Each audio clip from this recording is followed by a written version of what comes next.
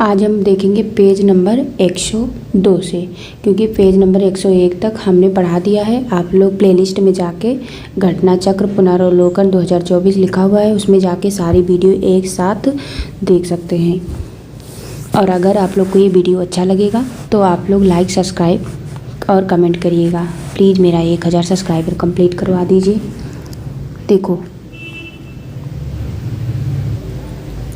देखिए मेरे घर में ऐसा नहीं है कि मैं टिकटॉक बना लूँ या शॉर्ट्स डांस वांस करके वीडियो डालूँ, तो इसीलिए मैं पढ़ा के वीडियो डालती हूँ, क्योंकि मुझे पैसे मिले पर कुछ अच्छा करके। वैसे बहुत सारी लड़कियां हैं जो थोड़ी सुंदर होती हैं, वो उसका फ़ायदा उठा के मतलब डांस वगैरह, मतलब कि बस हमें नहीं पसंद ना हमारे घर वालों को, तो वही काम करेंगे जो अच्छा होगा। तो अगर आप लोग सपोर्ट करिए तो 1000 सब्सक्राइबर कंप्लीट हो जाए। बाकी ठीक है। 97 क्वेश्चन देखते हैं। क्वेश्चन है कि भारत सरकार को कानूनी विषयों पर कौन परामर्श देता है? तो ये देता है अटॉर्नी जनरल।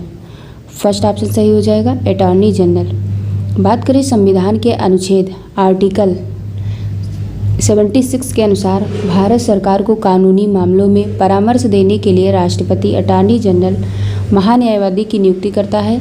उच्चतम न्यायालय के न्यायाधीश नियुक्ति होने की योग्यता रखने वाले किसी व्यक्ति को अटॉर्नी जनरल नियुक्त किया जा सकता है।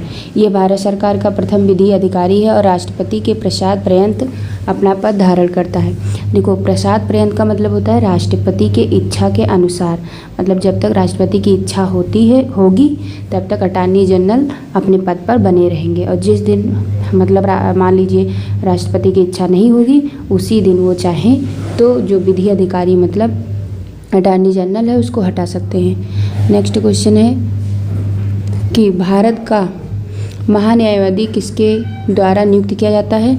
तो ये भारत के राष्ट्रपति के द्वारा। नेक्स्ट है कानूनी विषयों पर राज्य सरकार को कौन परामर्श देता है? तो ये देता है एडवोकेट जनरल। मतलब कानूनी विषयों पर राज्य सरकार को एडवोकेट जनरल परामर्श देता है। बात करें कानूनी विषयों पर राज्य सरकार को परामर्श देने के लिए एडवोकेट जनरल, जिसे महाधिवक्ता कहते हैं, इसकी नियुक्ति की जाती है। राज्यपाल उच्च न्यायालय के न्यायाधीश बनने की योग्यता धारण करने वाले किसी भी व्यक्ति को एडवोकेट जनरल नियुक्त करता है। वो राज्यपाल के प्रसाद पर्यंत पद धारण करता है। कौन से आर्टिकल के तहत? तो 165 के अंतर्गत। नेक्स्ट क्वेश्चन है कि आज़ादी के बाद भाषा के आधार पर भारत के राज्यों का पुनर्गठन किस वर्ष हुआ? तो ये हुआ था 1956 ईस्वी में। आज़ादी के बाद भाषा के आधार पर भारत के राज्यों का पुनर्गठन हुआ था। नेक्स्ट हम आगे देखें।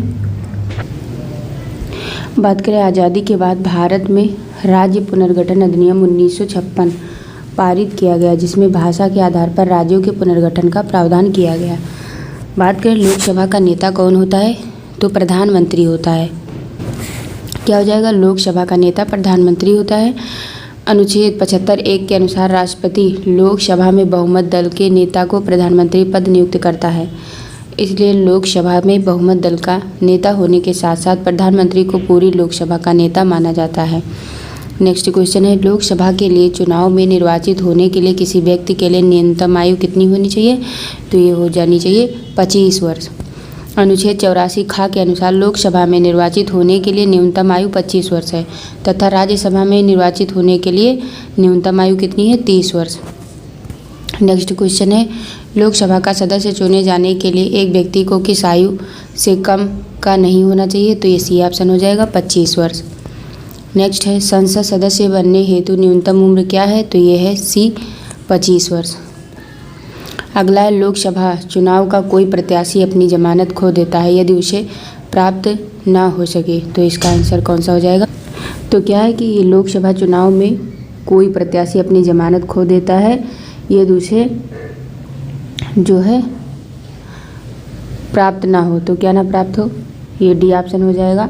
उपयुक्त में से कोई नहीं या एक से अधिक।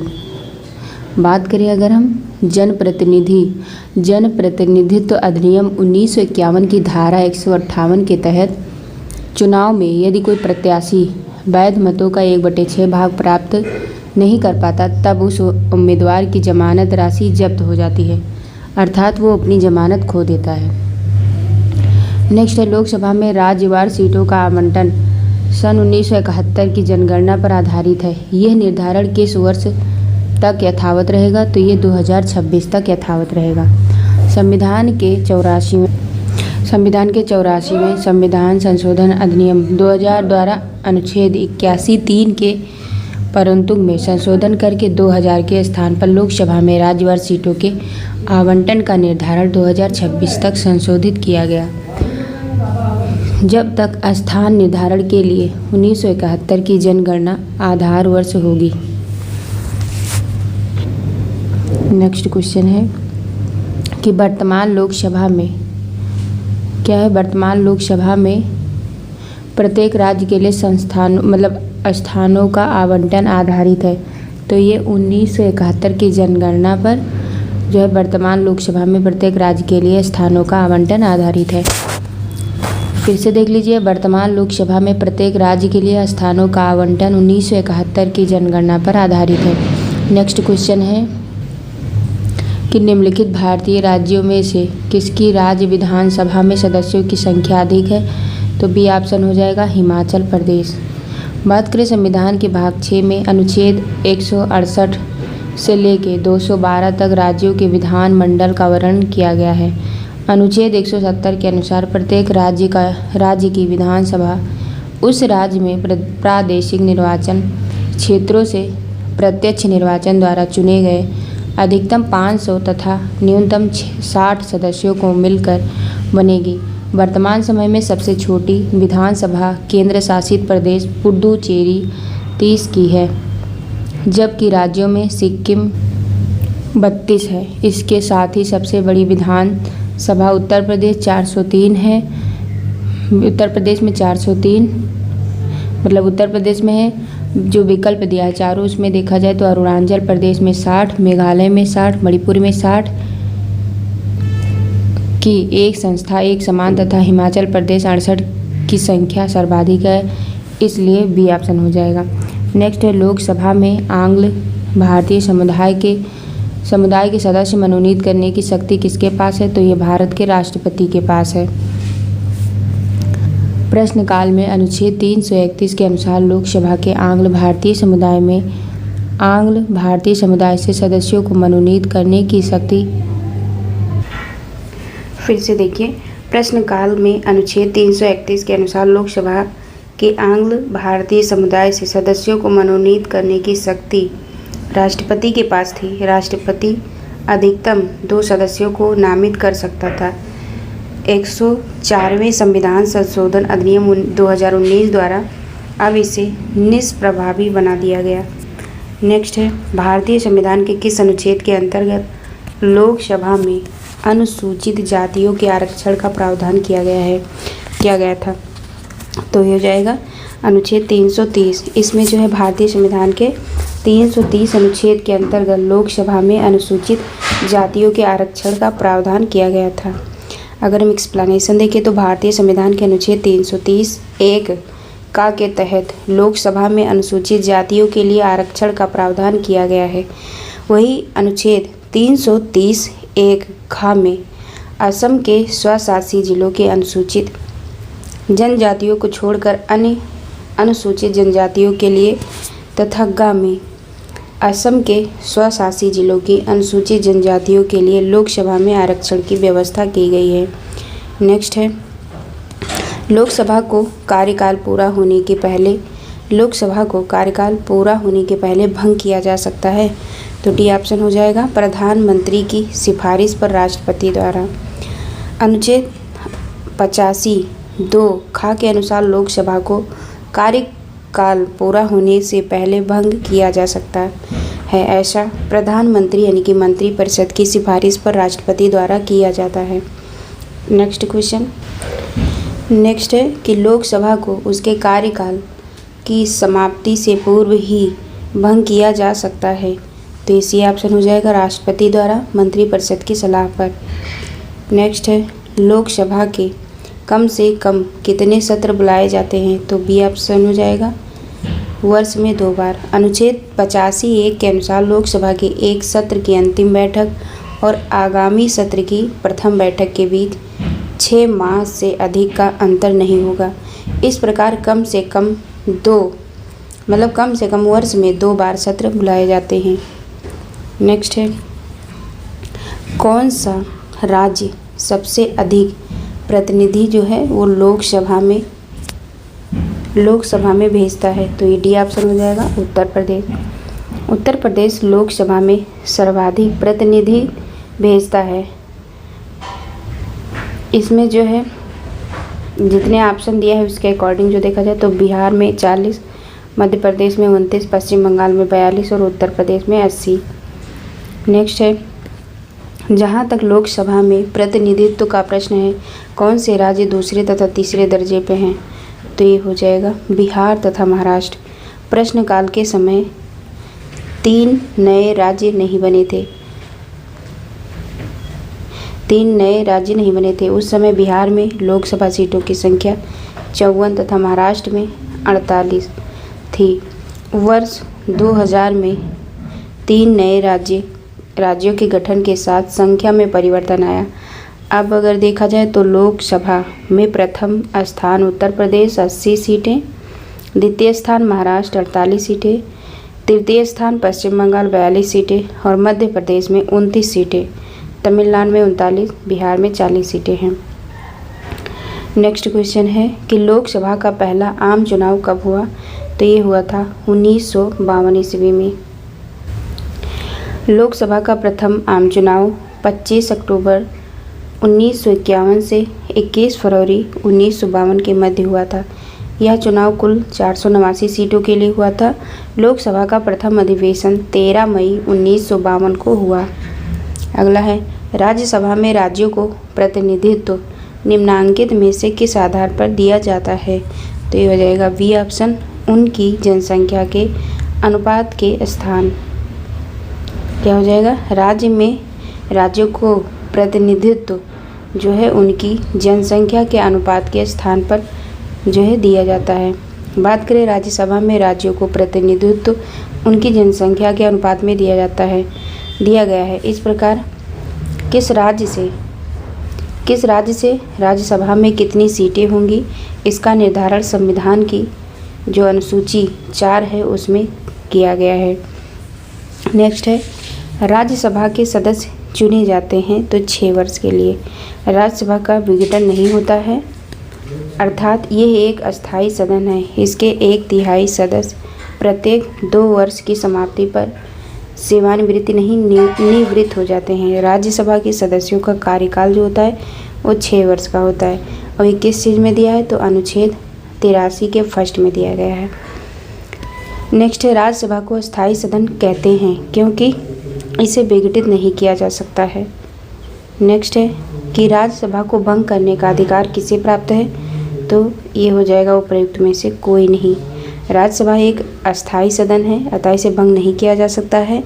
इसलिए विकल्प में जो भी दिया गया है किसी भी अधिकारी द्वारा इसे भंग नहीं किया जा सकता है। नेक्स्ट है, राष्ट्रपति द्वारा राज्यसभा में कितने व्यक्ति मनोनीत होते हैं? तो ये हो जाएगा 12। अनुच्छेद 40 के अनुसार राष्ट्रपति द्वारा राज्यसभा में 12 व्यक्ति को मनोनीत कर सकता है, जिन्हें परिषद के अनुच्छेद 80 के अनुसार राष्ट्रपति द्वारा राज्यसभा में 12 व्यक्ति मनोनीत किए जाते हैं, जिन्हें साहित्य, विज्ञान, कला और समाज सेवा में विशेष ज्ञान या व्यावहारिक अनुभव प्राप्त होता है। नेक्स्ट है, राज्यसभा के चेयरमैन हैं तो कौन है? तो यह भारत के उपराष्ट्रपति। राज्यसभा के चेयरमैन कौन होते हैं? वो होते हैं भारत के उपराष्ट्रपति। राज्यसभा पदेन अध्यक्ष उपराष्ट्रपति होता है। राज्यसभा का पदेन अध्यक्ष उपराष्ट्रपति होता है और वो राज्यसभा का सदस्य नहीं होता है। अनुच्छेद 89 के पहले व अनुच्छेद 64 के अनुसार वो राज्यसभा का पदेन सभापति होता है। नेक्स्ट है, लोकसभा के स्पीकर का निर्वाचन होता है तो ये होता है लोकसभा के सभी सदस्यों द्वारा। लोकसभा के स्पीकर यानी कि अध्यक्ष का निर्वाचन लोकसभा के सभी सदस्यों द्वारा किया जाता है। वर्तमान में लोकसभा अध्यक्ष ओम बिरला हैं तथा उपाध्यक्ष का पद एम थम्बी दुरई मतलब 13/8/2014 से 25/5/2019 के पश्चात से रिक्त है। नेक्स्ट है लोकसभा के वर्तमान उपाध्यक्ष हैं, तो इनमें से कोई नहीं। 1999 में लोकसभा के उपाध्यक्ष PM सईद थे। नेक्स्ट है संसद के 2 सत्रों के बीच अधिकाधिक अंतराल होना चाहिए, तो ये हो जाएगा बी ऑप्शन 6 महीने का। अनुच्छेद 85(1) के अनुसार एक सत्र की अंतिम बैठक और आगामी सत्र की प्रथम बैठक के बीच 6 मास से अधिक का अंतर नहीं होगा। इस प्रकार एक वर्ष में कम से कम 2 बार बैठक होना अनिवार्य है। नेक्स्ट है राजनीतिक शब्दावली में शून्यकाल का अर्थ है, तो इसका आंसर हो जाएगा प्रश्नकाल और सभापटल पर पत्र रखे जाने के तत्काल पश्चात तथा किसी सूचीबद्ध कार्य को सभा द्वारा शुरू करने से पहले के समय का लोकप्रिय नाम शून्यकाल है। चूँकि यह मध्याह्न 12 बजे शुरू होता है, इस अवधि को शिष्ट भाषा में शून्यकाल कहते हैं। लोकसभा में कथित शून्यकाल में मामले उठाने के लिए सदस्य प्रतिदिन पूर्वाह्न 10 बजे से पूर्व जिस महत्वपूर्ण विषय को सभा में उठाना चाहते हैं उसके बारे में स्पष्टता बताते हुए अध्यक्ष को सूचना देते हैं, और सभा में ऐसे मामलों को उठाने या न उठाने की अनुमति देना अध्यक्ष पर निर्भर करता है। संसदीय प्रक्रिया में शून्य काल शब्द को औपचारिक मान्यता प्राप्त नहीं है, अतः दिए गए प्रश्न में कोई भी विकल्प सही नहीं है। नेक्स्ट है भारतीय प्रशासन में विभाजन प्रणाली किससे संबंधित है, तो ये हो जाएगा नीति व कार्यान्वयन से। भारतीय प्रशासन में विभाजन प्रणाली जो है नीति व कार्यान्वयन से संबंधित है। बात करें भारतीय प्रशासन में विभाजन प्रणाली नीति निर्माण और क्रियान्वयन से संबंधित है। इसमें सचिवालय नीति निर्माण करता है, जबकि क्रियान्वयन संबंधी निकायों एजेंसी द्वारा किया जाता है। नेक्स्ट है निम्नलिखित में से कौन सी संसदीय समिति कार्यपालिका को नियम विनियम बनाने के लिए प्रत्यायोजित शक्ति से संबंधित है, तो ये हो जाएगा अधीनस्थ विधान पर समिति। जो अधीनस्थ विधान पर समिति है वो कार्यपालिका को विनियम बनाने के लिए प्रत्यायोजित शक्ति से संबंधित है। अगर हम बात करें संसद की अधीनस्थ विधान पर समिति 15 सदस्यों की अस्थायी समिति है। यह समिति कार्यपालिका को प्रत्यायोजित विधान पर संसद को रिपोर्ट देती है। नेक्स्ट है आम आदमी है, तो आम आदमी पार्टी जो है उसके बारे में तो उपयुक्त में से एक से अधिक या कोई नहीं सही हो जाएगा। बात करें निर्वाचन आयोग, निर्वाचन के प्रयोजन हेतु राजनीतिक दलों को पंजीकृत करता है और उनकी चुनाव निष्पादनता के आधार पर उन्हें राष्ट्रीय या राज्य स्तरीय दलों के रूप में मान्यता प्रदान करता है। अन्य दलों को केवल पंजीकृत मतलब गैर मान्यता प्राप्त दल घोषित किया जाता है। राज्य स्तरीय दलों की मान्यता के लिए निम्नलिखित अर्हताएं पूर्ण करना पड़ता है, जो इस प्रकार हैं। बात करें यदि उस दल ने राज्य की विधानसभा के आम चुनाव में उस राज्य से हुए कुल वैध मतों का 6% प्राप्त किया हो, तो उसके अतिरिक्त उसने संबंधित राज्य में 2 स्थान प्राप्त किए हों। यदि वो राज्य की लोक सभा के लिए हुए आम चुनाव में उस राज्य से हुए कुल वैध मतों का 6% प्राप्त करता है तथा इसके अतिरिक्त उसने संबंधित राज्य में लोकसभा की कम से कम 1 सीट जीती हो।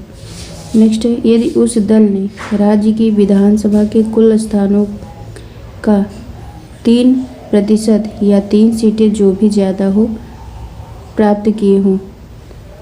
नेक्स्ट है यदि उस राज्य के लिए आवंटित प्रत्येक 25 सीट के अनुपात में कम से कम 1 सीट जीती हो, या लोकसभा के चुनाव में उस संबंधित राज्य में उसे विभाजन से कम इतनी सीटें प्राप्त की हों।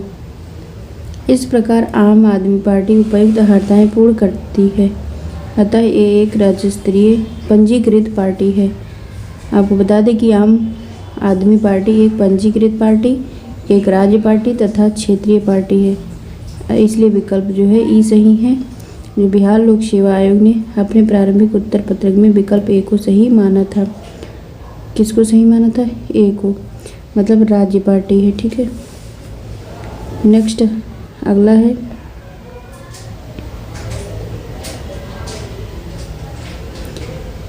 कि संसद के दोनों सदनों का संयुक्त अधिवेशन आयोजित होता है। तो इसका आंसर क्या हो जाएगा? चौथा सही हो जाएगा। एक ऐसे विधेयक पर विचार करने और उसे पारित, क्या हो जाएगा? एक सेकंड। और उसे पारित करने के लिए जिस पर दोनों सदनों में मतभेद हो, इसीलिए डी ऑप्शन सही हो जाएगा। बात करें संविधान के अनुच्छेद 108 के अनुसार संसद के दोनों सदनों का संयुक्त अधिवेशन तब आयोजित होता है जब किसी विधेयक पर विचार करने और उसे पारित करने में दोनों सदनों में मतभेद हो। नेक्स्ट है भारतीय राजनीतिक व्यवस्था में इनमें से कौन सर्वोच्च है? तो बी ऑप्शन हो जाएगा संविधान। भारतीय राजनीतिक व्यवस्था में संविधान सर्वोच्च है। यही राज्य व्यवस्था के स्वरूप, उद्देश्य का निर्धारण करता है एवं विभिन्न इकाइयों के सृजन का प्रावधान करता है। दिल्ली है, तो यह हो जाएगा दिल्ली जो है एक केंद्र शासित प्रदेश है। संविधान की प्रथम अनुसूची के अनुसार दिल्ली एक केंद्र शासित प्रदेश है। नेक्स्ट है सिक्किम भारत का एक राज्य बनाया गया था। तो क्या हो जाएगा? सी ऑप्शन 35वें संशोधन के अंतर्गत। नेक्स्ट है अगर हम एक्सप्लेनेशन देखें तो 35वें संशोधन 1974 के द्वारा सिक्किम को भारत में सहयुक्त राज्य के रूप में शामिल किया गया था। 36वें संविधान संशोधन 1975 द्वारा सिक्किम को 22वां राज्य का दर्जा प्रदान किया गया। नेक्स्ट है बिहार को काटकर एक पृथक वनांचल राज्य का बनना संभव है। तो डी ऑप्शन हो जाएगा इनमें से कोई नहीं। राज्यों का निर्माण करने का अधिकार अनुच्छेद 3 के अनुसार संघीय संसद का है, इसलिए बिहार को काटकर पृथक वनांचल का राज्य का बनना संसद के प्रावधानों द्वारा संभव है। नेक्स्ट है संविधान समीक्षा आयोग, जिसे फरवरी 2000 में गठित किया गया, उसके अध्यक्ष हैं। तो उसके अध्यक्ष कौन है? M.N. वेंकटचलैया। बात करें संविधान समीक्षा आयोग का गठन फरवरी 2000 में किया गया। आयोग के अध्यक्ष जस्टिस M.N. वेंकटचलैया थे। आयोग ने अपनी अंतिम रिपोर्ट 31 मार्च 2000 को पेश की। नेक्स्ट है भारत के सर्वोच्च न्यायालय की स्थापना हुई थी। तो ए डी ऑप्शन हो जाएगा भारतीय संविधान के द्वारा। अनुच्छेद 124 में न्यायाधीशों की संख्या का उल्लेख है। जब संविधान प्रारंभ हुआ तब उच्चतम न्यायालय में न्यायाधीशों की संख्या मुख्य न्यायमूर्ति के अतिरिक्त 7 थी। संसद ने उच्चतम न्यायालय न्यायाधीश संख्या 1956 में अधिनियमित करके इस संख्या को 10 कर दिया। 1960 में बढ़ाकर 13 और 1977 में 17 और 1986 में 25 तथा 2008 में 30 तथा 2019 में 33 कर दिया। मुख्य न्यायमूर्ति के अतिरिक्त जो है 33। नेक्स्ट है भारत के सर्वोच्च न्यायालय की स्वीकृति क्षमता यानी कि सटक जो है सेंसन स्ट्रेंथ जो है क्या है? तो इसका आंसर जो है वो कुछ नहीं दिया है, तो आप लोग देखिएगा इसको। ठीक है, देखो भारतीय सर्वोच्च न्यायालय में न्यायाधीशों की नियुक्ति कौन करता है? तो ये राष्ट्रपति करता है। बात करें भारतीय संविधान के अनुच्छेद 124(2) के अनुसार राष्ट्रपति सर्वोच्च न्यायालय के प्रत्येक न्यायाधीश को नियुक्त करता है। कॉलेजियम पद्धति जो कॉलेजियम सिस्टम की अनुशंसा पर सर्वोच्च न्यायालय तथा उच्च न्यायालयों के न्यायाधीशों की नियुक्ति होती है। नेक्स्ट है उच्चतम न्यायालय के न्यायाधीशों की संख्या की वृद्धि करने की शक्ति किसके पास है? तो यह है संसद के पास। भारतीय संविधान के अनुच्छेद 124 के अनुसार उच्चतम न्यायालय के न्यायाधीशों की संख्या में वृद्धि करने की शक्ति संसद के पास है। ध्यातव्य है कि उच्च न्यायालयों में न्यायाधीशों की संख्या जो है विहित करने का अधिकार राष्ट्रपति के पास है। बात करें सर्वोच्च न्यायालय के न्यायाधीशों की सेवानिवृत्ति की उम्र क्या है, तो ये हो जाएगा सी 65 वर्ष। फिर भारतीय संविधान के अनुच्छेद 124(2) के अनुसार सर्वोच्च न्यायालय के न्यायाधीशों की सेवानिवृत्ति की आयु 65 वर्ष निर्धारित है। नेक्स्ट है सर्वोच्च न्यायालय का न्यायाधीश अपने पद से त्याग पत्र किसको लिखकर दे सकता है, तो ये ऑप्शन हो जाएगा राष्ट्रपति। सर्वोच्च न्यायालय का न्यायाधीश अपने पद से त्यागपत्र राष्ट्रपति को लिखकर दे सकता है। इसके अतिरिक्त संसद की सिफारिश पर राष्ट्रपति द्वारा उसे पद से हटाया जा सकता है। उल्लेखनीय है कि भारतीय संविधान के भाग VI में अनुच्छेद 124 से लेकर 147 तक उच्चतम न्यायालय के गठन, स्वतंत्रता, शक्तियाँ, प्रक्रिया एवं न्याय क्षेत्र का उल्लेख है। नेक्स्ट है न्यायिक पुनर्विलोकन का अर्थ यह है कि सर्वोच्च न्यायालय किसी भी राज्य के कानून को अवैध घोषित कर सकता है। न्यायिक पुनर्विलोकन का अर्थ यह है कि जो सर्वोच्च न्यायालय किसी भी राज्य या केंद्र कानून को अवैध घोषित कर सकता है। यदि केंद्र या किसी राज्य के द्वारा बनाए गए कानून संवैधानिक प्रावधानों का उल्लंघन करते हैं तो सर्वोच्च न्यायालय उन्हें शून्य घोषित कर सकता है। न्यायालय की ये अधिकारिता न्यायिक पुनर्विलोकन कहलाती है। नेक्स्ट है भारत में न्यायिक प्रणाली किस पर आधारित है, तो इसका आंसर ई हो जाएगा उपर्युक्त में से कोई नहीं या उपर्युक्त में से एक से अधिक। बात करें भारत में न्यायिक प्रणाली संविधान कानून द्वारा स्थापित प्रक्रिया और परंपरा पर आधारित है। नेक्स्ट है राज्य सरकार का कार्यकारी अध्यक्ष संवैधानिक प्रमुख कौन है, तो ये है राज्यपाल। राज्य सरकार का कार्यकारी अध्यक्ष या संवैधानिक प्रमुख कौन होता है, राज्यपाल। संविधान के अनुच्छेद 154(1) के अनुसार राज्य की कार्यपालिका शक्ति राज्यपाल में निहित होगी, जिसका प्रयोग वो इस संविधान के अनुसार स्वयं या अपने अधीनस्थ अधिकारियों के द्वारा करेगा। नेक्स्ट है किसी राज्य का राज्यपाल नियुक्त किया जा सकता है, तो सी ऑप्शन हो जाएगा राष्ट्रपति द्वारा। मतलब किसी राज्य का राज्यपाल राष्ट्रपति द्वारा नियुक्त किया जाता है। किसी राज्य के राज्यपाल की नियुक्ति राष्ट्रपति के मुहर लगे आज्ञा पत्र के माध्यम से होती है। उल्लेखनीय है कि भारतीय संविधान के भाग VI के अनुच्छेद 153 से लेकर 167 तक राज्य की कार्यपालिका का वर्णन है। राज्य कार्यपालिका में राज्यपाल, मुख्यमंत्री, मंत्रिपरिषद और राज्य के महाधिवक्ता यानी कि एडवोकेट जनरल सम्मिलित होते हैं। राज्यपाल राष्ट्रपति के प्रसाद पर्यंत पद धारण करता है। इसके अलावा वो कभी भी राष्ट्रपति को संबोधित कर अपना त्यागपत्र दे सकता है। नेक्स्ट है भारतीय संविधान के अनुसार राज्यों की विधायिका में सम्मिलित है, तो इसका आंसर हो जाएगा फोर्थ राज्यपाल, विधानसभा एवं विधान परिषद जहां इसका अस्तित्व हो। मतलब भारतीय संविधान के अनुसार राज्यों की विधायिका में सम्मिलित होते हैं कौन कौन, राज्यपाल, विधानसभा एवं विधान परिषद जहां इसका अस्तित्व हो, तो इसीलिए डी ऑप्शन सही हो जाएगा। नेक्स्ट है देखिए अनुच्छेद 168 के अनुसार राज्यों की विधायिका में शामिल है राज्यपाल, विधानसभा, विधान परिषद जहां इसका अस्तित्व हो। उत्तर प्रदेश के राज्यपाल ने विधानसभा के सत्र के आयोजन के लिए इसके अध्यक्ष को निर्देश किया। ऐसा करने में वे उन अधिकारों का उपयोग कर रहे हैं जो उनके पद में निहित है, तो इसका ऑप्शन हो जाएगा आर्टिकल 175 के 2 में ये चीज़ वर्णित है, दिया गया है, इसलिए सी ऑप्शन सही होगा।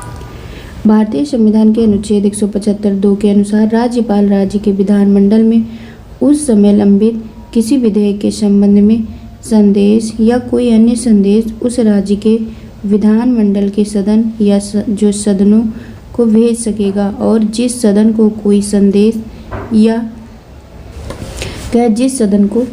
कोई संदेश इस प्रकार भेजा गया है वो सदन उस संदेश द्वारा विचार करने के लिए अपेक्षित विषय पर सुविधा अनुसार शीघ्रता से विचार करेगा। नेक्स्ट है, भारत में राज्य विधान पालिकाओं का उच्च सदन कौन सा है, यानी कि स्टेट लेजिस्लेटिव। भारत में राज्य विधानसभा भारत में राज्य विधान पालिकाओं का उच्च सदन विधान पालिका परिषद होती है। अनुच्छेद 168 के अनुसार राज्य की विधान पालिका एक सदनीय या द्विसदनीय होगी। द्विसदनीय विधानमंडल की स्थिति में विधान पालिका परिषद उच्च सदन होगा और विधानसभा निम्न सदन। नेक्स्ट है, राज्य विधान परिषद के सदस्य निम्नलिखित में से किस श्रेणी से नहीं चुने जाते, तो ये डी ऑप्शन हो जाएगा, उद्योगपति। बाकी सारे में चुने जाते हैं स्थानीय निकायों पंचायतों के सदस्य, शिक्षक, स्नातक, लेकिन उद्योगपति नहीं चुन सकते। क्या राज्य विधान परिषद के सदस्य, ठीक है, मतलब उद्योगपति श्रेणी से नहीं चुने जाते हैं।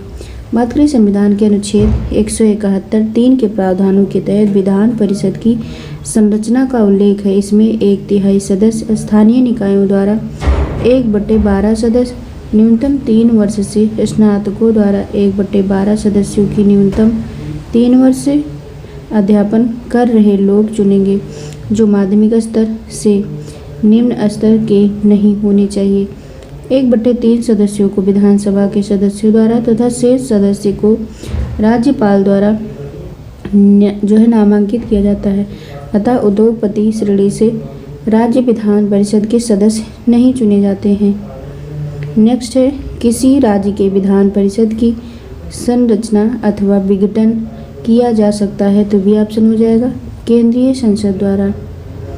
अनुच्छेद 169(1) के अनुसार किसी राज्य में विधान परिषद की संरचना या विघटन का अधिकार संसद को है। संसद ऐसा तब कर सकेगी जब ऐसा प्रस्ताव राज्य विधानसभा की कुल सदस्य संख्या के बहुमत द्वारा तथा उपस्थित और मतदान करने वाले सदस्यों की संख्या के कम से कम 2/3 बहुमत द्वारा पारित हो। नेक्स्ट है, निम्नलिखित राज्यों में कहाँ विधान परिषद है, तो ये हो जाएगा डी ऑप्शन, जो है बिहार में, केवल बिहार में जो है विधान परिषद है। अनुच्छेद 168 के पहले का के अनुसार वर्तमान में बिहार, महाराष्ट्र, कर्नाटक, उत्तर प्रदेश, आंध्र प्रदेश, तेलंगाना में विधान परिषदें हैं। इसलिए भारत के 6 राज्यों में विधान परिषदें हैं। नेक्स्ट है, भारतीय संविधान के निम्नलिखित अनुच्छेदों में से कौन राज्य की विधानसभाओं के निर्वाचन का प्रावधान प्रस्तुत करता है, तो ये ऑप्शन हो जाएगा 170। अनुच्छेद 170 विधानसभाओं की संरचना। अनुच्छेद 176 राज्यपाल का विशेष अभिभाषण। अनुच्छेद 178 विधानसभा का अध्यक्ष और उपाध्यक्ष। नेक्स्ट है, यदि किसी राज्य की विधानसभा का अध्यक्ष स्पीकर पद त्यागना चाहे तो उसे अपना त्यागपत्र देना चाहिए। तो किसको देगा अपना त्यागपत्र, जो है उपाध्यक्ष को। नेक्स्ट है, संविधान के अनुच्छेद 179 के अनुसार विधानसभा अध्यक्ष अपना पद विधानसभा उपाध्यक्ष को संबोधित करके त्याग सकेगा। नेक्स्ट है, किस उच्च न्यायालय ने यह फैसला दिया है कि एक ही बार में 3 बार तलाक कहने से तलाक होना गैर कानूनी है, तो ये हो जाएगा इलाहाबाद उच्च न्यायालय। इलाहाबाद उच्च न्यायालय ने रहमतउल्लाह बनाम स्टेट ऑफ यूपी 1994 के मामले में यह निर्णय दिया कि यदि विधि के उपबंध को विफल करने के उद्देश्य से 3 बार तलाक कहकर तलाक लिया जाता है तो ऐसा तलाक गैर कानूनी। नेक्स्ट है, निम्नलिखित उच्च न्यायालयों में से कौन एक से अधिक राज्य केंद्र शासित प्रदेश के लिए है, तो हो जाएगा सी और डी, मतलब गुवाहाटी और मुंबई। ये जो है उच्च न्यायालयों में से जो गुवाहाटी और मुंबई है, ये एक से अधिक राज्य या केंद्र शासित प्रदेश के लिए है। बात करें गुवाहाटी उच्च न्यायालय एक से अधिक राज्यों के लिए है। इसकी क्षेत्राधिकारिता असम, नागालैंड, मिजोरम एवं अरुणाचल प्रदेश तक है, जबकि मुंबई उच्च न्यायालय का क्षेत्राधिकार महाराष्ट्र, दादरा एवं नगर हवेली और और दमनवा द्वीप तथा गोवा है। नेक्स्ट है कि बाबरी मस्जिद राम जन्मभूमि का विवाद जो इलाहाबाद उच्च न्यायालय यानी कि लखनऊ न्यायपीठ के समक्ष है, इसका प्रकार है तो ये हो जाएगा स्वात्वाधिकार मुकदमा टाइटल स्वीट। बात करें बाबरी मस्जिद राम भूमि मतलब राम जन्मभूमि का विवाद इलाहाबाद उच्च न्यायालय के समक्ष स्वात्वाधिकार मुकदमे के रूप में प्रस्तुत किया गया है, जिसमें दो समुदायों ने बाबरी मस्जिद राम जन्मभूमि की जमीन व संपत्ति पर अपने अपने दावे पेश किए हैं। नेक्स्ट है भारत के संविधान का कौन सा अनुच्छेद भारतीय निर्वाचन आयोग की स्थापना से संबंधित है, तो यह जाएगा अनुच्छेद 324 भारत के संविधान का जो है भारतीय निर्वाचन आयोग की स्थापना से संबंधित है। बात करें भारतीय संविधान के अनुच्छेद 324 के तहत संसद एवं राज्य विधानमंडलों तथा राष्ट्रपति एवं उपराष्ट्रपति पदों के निर्वाचन के लिए निर्वाचक नामावली तैयार करने तथा इन निर्वाचनों के संचालन का अधीक्षण जो है निर्देशन और नियंत्रण करने के लिए निर्वाचन आयोग का प्रावधान किया गया है। नेक्स्ट है भारतीय संविधान का कौन सा अनुच्छेद संवैधानिक प्रावधानों की संघीय संसद राज्य विधान पालिकाओं द्वारा बनाए गए नियमों कानूनों पर प्राथमिकता प्रदान करता है, तो ये हो जाएगा ये ऑप्शन 13 जो है भारतीय संविधान का 13वां अनुच्छेद संवैधानिक प्रावधानों की संघीय संसद या राज्य विधान पालिकाओं द्वारा बनाए गए नियमों या कानूनों पर प्राथमिकता प्रदान करता है।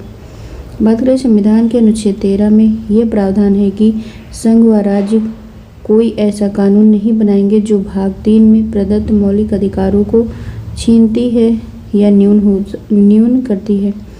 यदि कोई कानून मौलिक अधिकारों के उल्लंघन में बनाया गया तो वह कानून उल्लंघन की मात्रा तक शून्य होगी। अनुच्छेद 32 संवैधानिक उपचार अनुच्छेद 245 केंद्र व राज्य के मध्य संवैधानिक शक्तियों का विस्तार अनुच्छेद 326 लोकसभा व विधानसभा का निर्वाचन वयस्क मताधिकार के आधार पर होना। नेक्स्ट हो जाएगा कि निम्नलिखित में से कौन सा विषय समवर्ती सूची में है, तो ये हो जाएगा शिक्षा। भारतीय संविधान में संघीय ढांचे को मजबूती प्रदान करने के लिए विषयों को केंद्र और राज्यों के लिए निश्चित कर दिया गया है। इन्हें महत्व के आधार पर संघ सूची राज्य सूची एवं समवर्ती सूची में विभाजित किया गया है। शिक्षा प्रारंभ में राज्य सूची में शामिल थी, किंतु संघ व राज्य दोनों के लिए इसके समान महत्व को देखते हुए संविधान के 42वें संशोधन अधिनियम 1976 की धारा 57 द्वारा इसे समवर्ती सूची में डाल दिया गया।